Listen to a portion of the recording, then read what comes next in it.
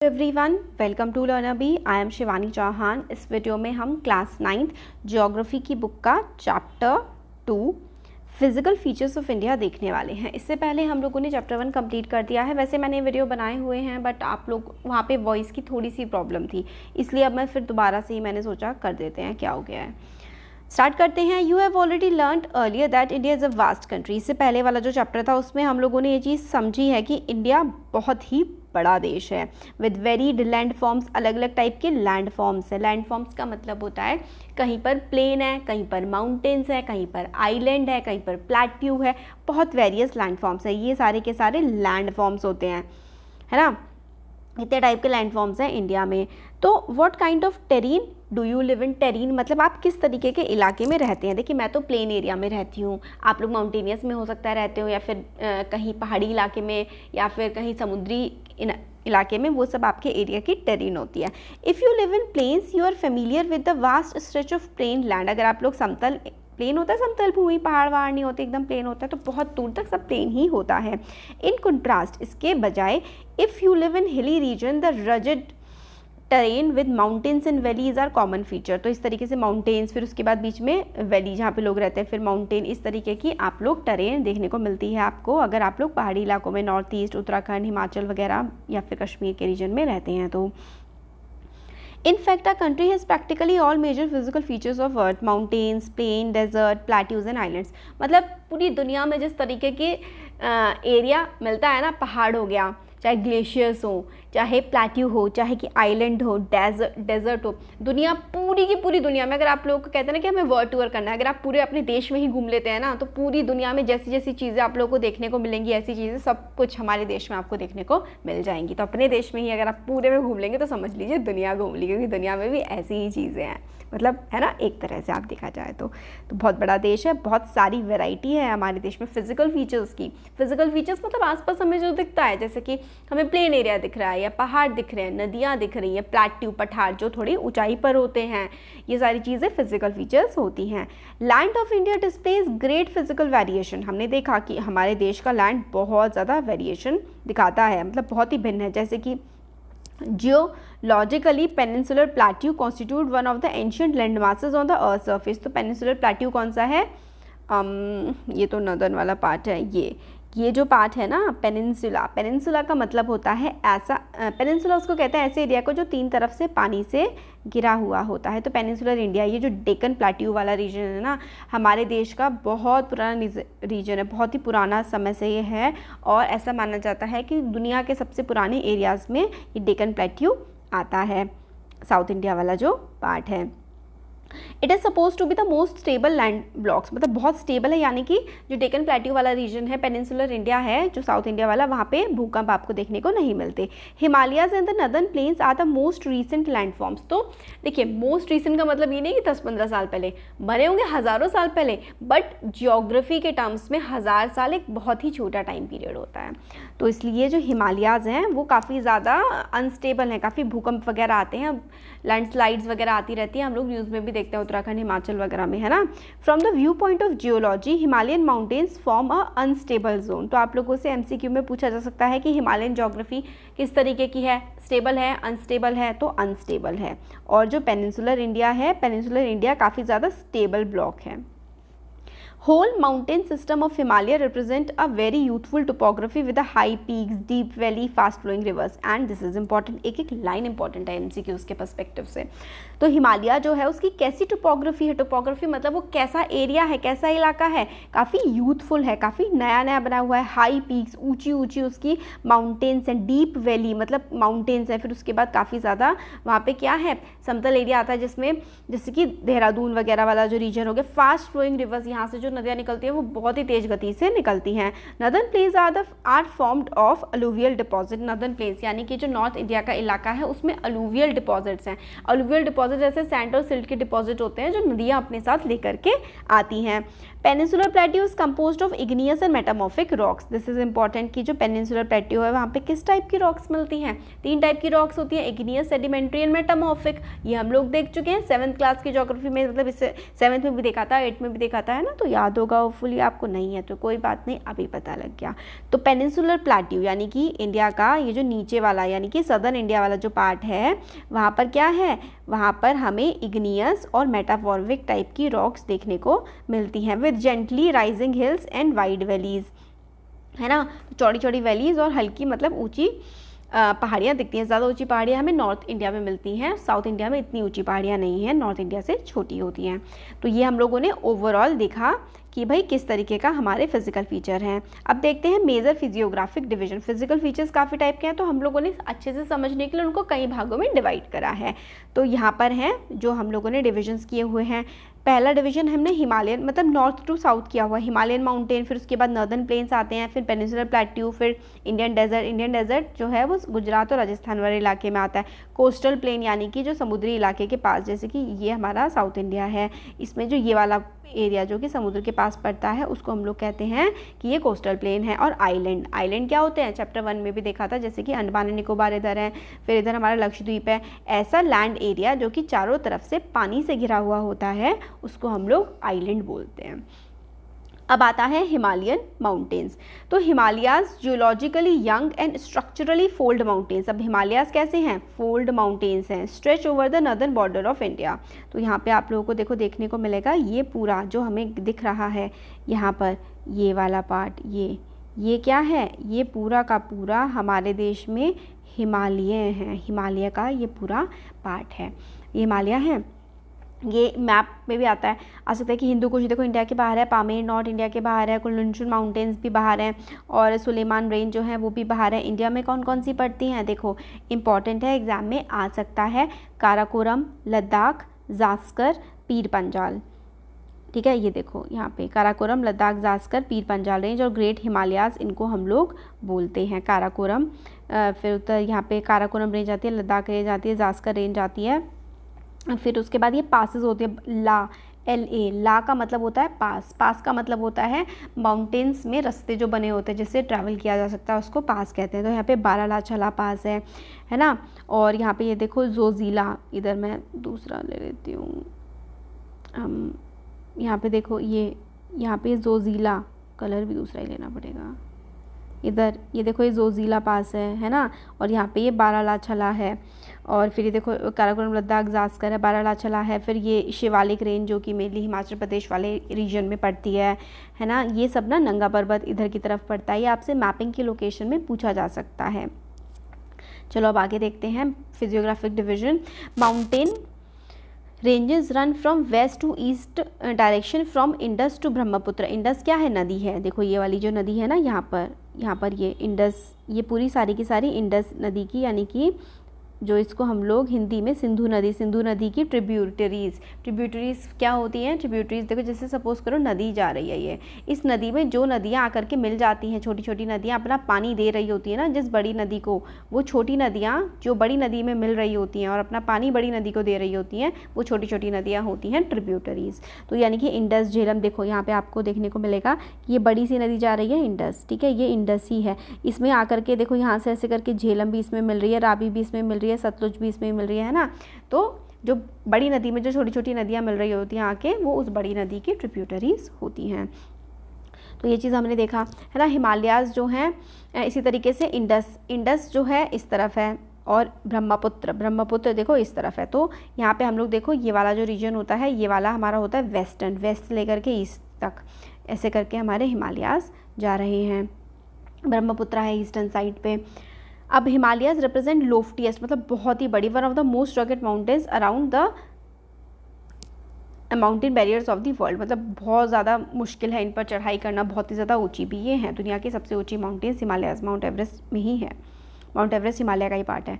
They form an arc which covers a distance of 2400 kilometre. The width varies from 400 kilometre in Kashmir to 150 kilometre in Arunachal Pradesh. तो देखो जैसे कि ये map है, अब मैप में आपको भी दिख रहा होगा, यहाँ पर देखो कितनी ज़्यादा चौड़ाई है, यहाँ पर चौड़ाई कितनी ज़्यादा है।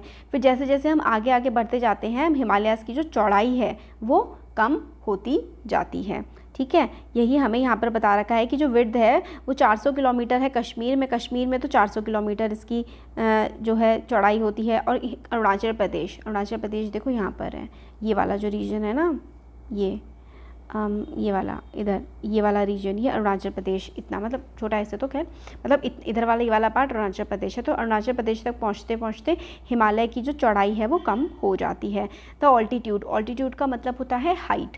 The altitudinal variations are greater in the eastern half than those in the western half. तो हिमालय कहाँ पड़ता है? हिमालय यहाँ पर नेपाल के पार्ट में पड़ता है।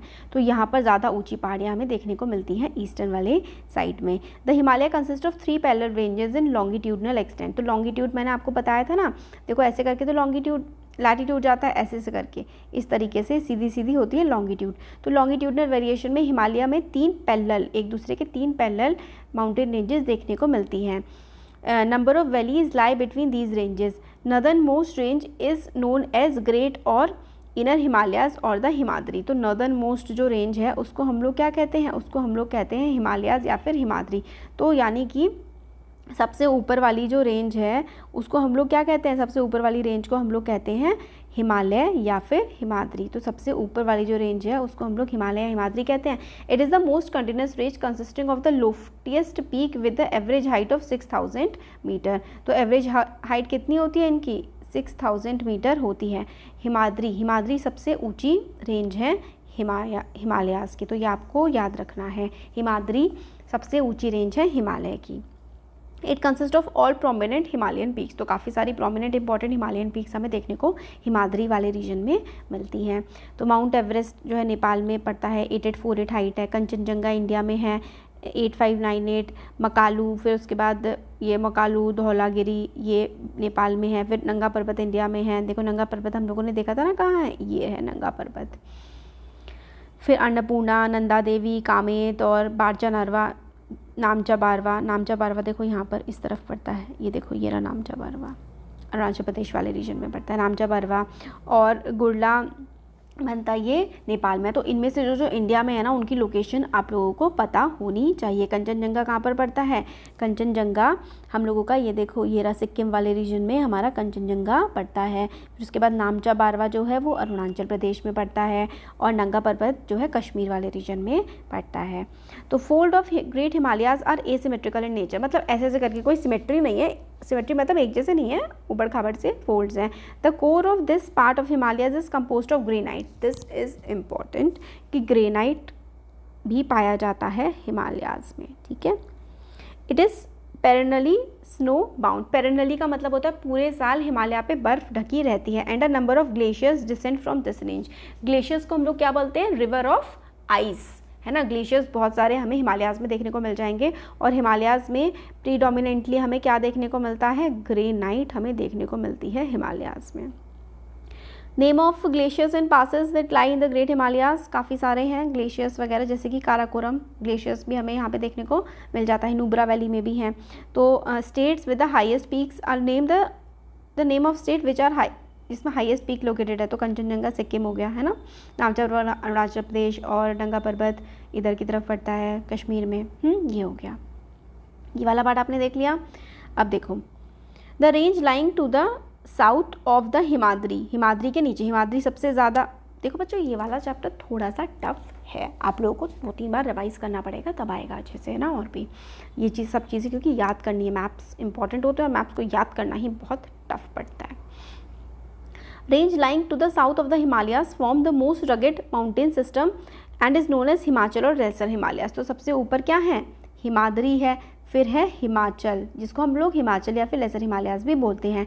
The range is mostly composed of highly compressed and altered rocks. तो हाईली कंप्रेस्ड और एल्टर्ड रॉक्स यहाँ पे देखने को मिलती हैं हमें हिमाचल में।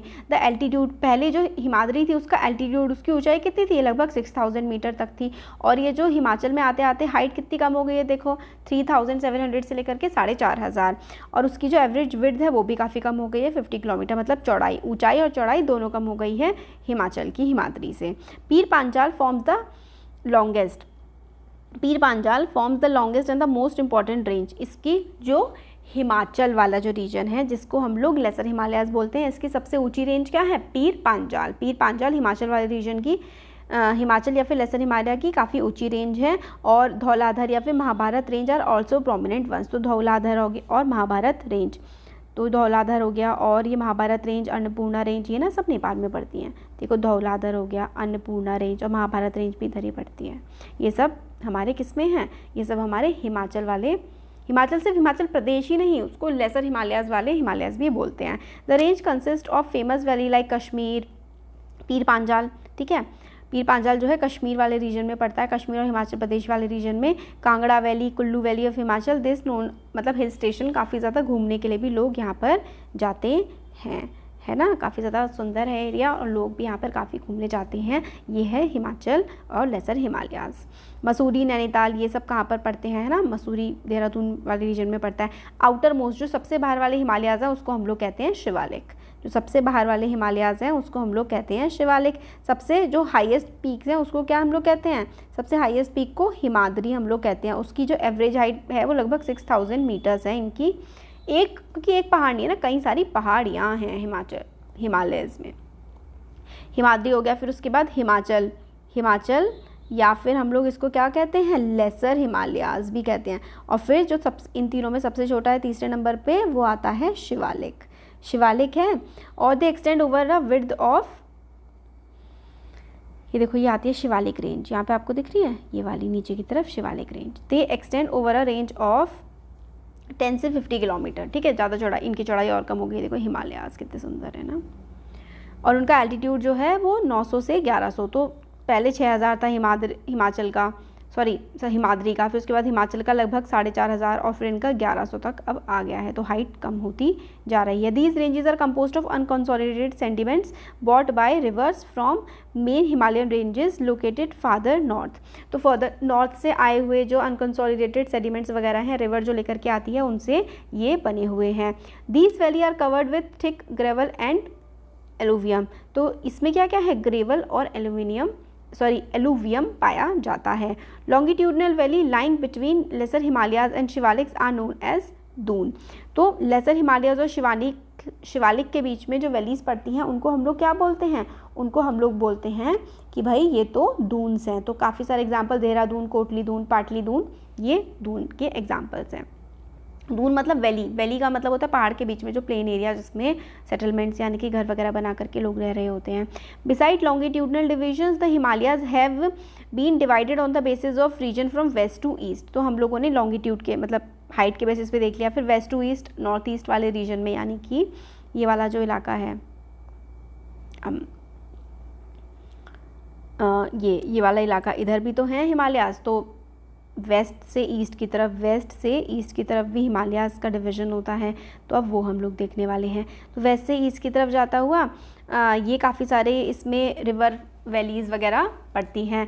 For example the part of Himalayas lying between Indus and Satluj have been traditionally known as Punjab Himalayas, but it is also known regionally as Kashmir and Himachal Himalayas from west to east respectively. तो देखो ये वाला जो इलाका है, ये वाला है ना, ये वाला इलाका इस तरीके से ऊपर की तरफ जो है, इसको हम लोग पंजाब हिमालय भी कहते हैं। और इससे जब हम लोग आगे की तरफ जाते हैं पंजाब ऐसे करके, तो इसको हिमाचल या फिर कश्मीर हिमालयाज भी कहा जाता है।